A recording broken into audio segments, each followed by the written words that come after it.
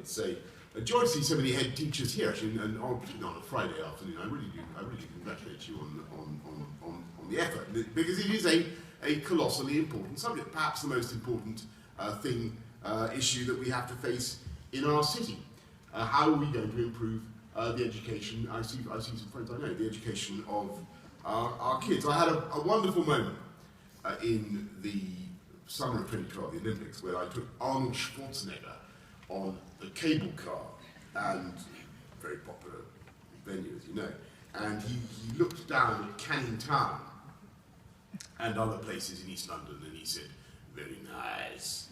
And I did the same thing today, because I had to go off to that part of the city for one reason or another, and I looked down again at Canning Town, all the areas around East London, and there was a huge difference. What was that difference? It wasn't just that Arnie was no longer with me, though the cable car was even more populated than normal. You'll be unsurprised to learn.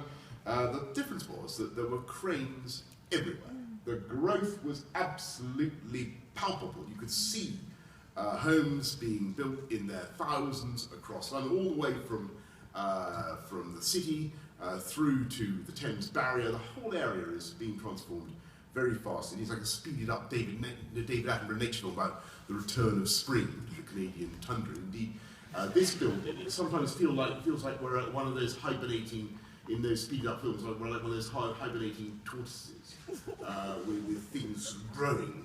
I don't know if that's what happens in those nature films. You know what I mean? The shard, all the pigeony things that are sprouting up behind us, the cheese grater, the walkie-talkie, the lady shave, all the incredible buildings that you see around us. And we have to come to terms in London with the wonderful but slightly awe-inspiring fact that we are living in, by far, the most dynamic and fastest growing city in Europe.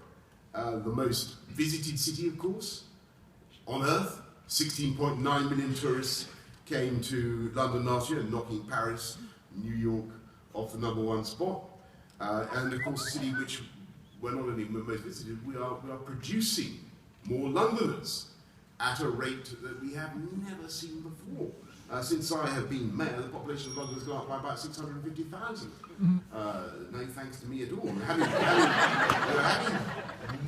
so many more babies, 136,000 last year, more live births in London any year since the World Cup. We won the World Cup in 1966. That we're going to hit 9 million people by 2020, 10 million by 2030, possibly 11 million by the middle of this century. And of course that puts colossal pressure on housing, which we're trying to address by building hundreds of thousands of homes on brownfield sites. It puts colossal pressure on school places. Obviously, by 2022, we will need 94,000 more primary school places and 80,000 more secondary school places in this city. Do you get those figures?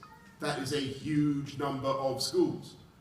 That means obviously we need a huge number of fantastic teachers, by the way. And it puts colossal pressure on all of us to make sure that we have the jobs in the city that our children can get, and that our children are in a position to get those jobs, psychologically, emotionally, intellectually, in a position to get those jobs.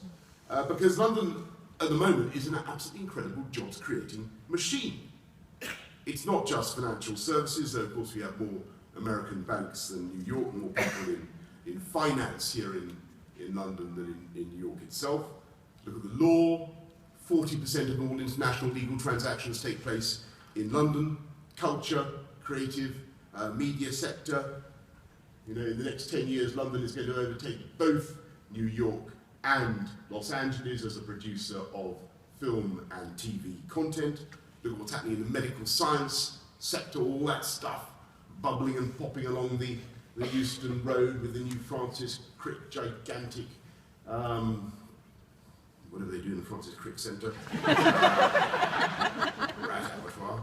All sorts of wonderful things going on there, putting London at the forefront of bioscience. Indeed, in the tech sector of all kinds, London is now leading the whole of Europe. The medtech, fintech, biotech, nanotech, edtech, green tech. We are now ahead in a sector that barely existed 10 years ago. And it's the most dynamic, diverse, vibrant economy anywhere in Europe, by miles. And there are plenty of people who will point out that the labour market in London is not working perfectly, in the sense that we have 24,000 18 to 24-year-olds who are out of work, and we have a continuing and very, very strong suction effect on international talent that is coming here and taking jobs. And we have huge shortages of in London, as you will see if you open the back pages of the Evening Standard. Look at the Evening Standard any day of the week. You'll see advertisements for brickies and crane operators and plasterers and all kinds of jobs in the building trade. We don't have enough kids who can do the crunchy maths to do the coding that many of the jobs in Tech City actually require. It was very interesting the other day to talk to the head of the ambulance service in London and discover that she needs to go to Australia to find 180 paramedics to keep our ambulance service going. And you'll have seen the stories in the papers about big companies, big catering companies, I don't need to name them, that are being forced to recruit from overseas for their staff. And when one company was admitted that it had no choice but to recruit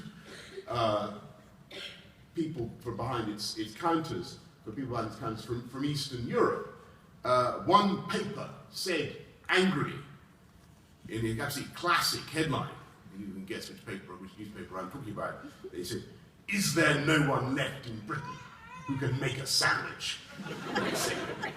And you could say, I don't know quite what the implication of that headline was, you know. We want British people making our sonnies, you know, we don't want any foreigners touching our, you know, whatever, we don't want pret-a-manger, we want ready to eat. We don't want baguette, we don't want any of your baguette, we want French stick, or if possible, British stick.